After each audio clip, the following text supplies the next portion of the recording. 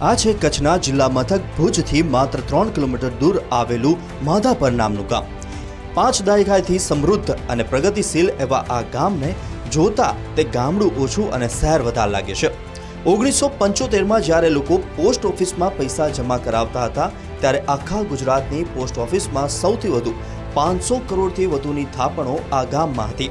આજે અહીં આવેલી 16 બેંકોમાં 5000 કરોડ રૂપિયાથી વધુની થાપણો છે। અહીંની બેંકમાં માથાદીઠ સરેરાશ ડિપોઝિટ 15 લાખ રૂપિયાની આસપાસ છે। આ સિવાય મ્યુચ્યુઅલ ફંડ અને શેરબજારમાં પણ આ ગામનું બહુ મોટું રોકાણ છે।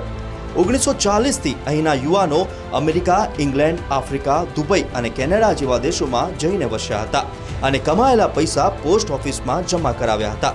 1990 પછી જ્યારે ગામમાં બેંકો આવવા લાગી ત્યારે બેંકોમાં સીધા વિદેશથી પૈસા જમા કરાવવા માંડ્યા હતા।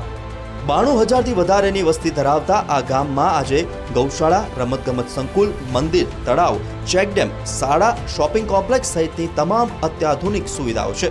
એટલું જ નહીં, લંડનમાં પણ માધાપર વિલેજ એસોસિએશનની રચના કરવામાં આવી છે, જે ગામને દરેક રીતે મદદ કરે છે। વતનથી દૂર રહીને પણ અહીંના લોકો સતત વતનના ભલા માટે વિચારતા રહે છે। આ ગામની સમૃદ્ધિના પાયામાં અહીંના લોકોનો વતન પ્રેમ રહેલો છે।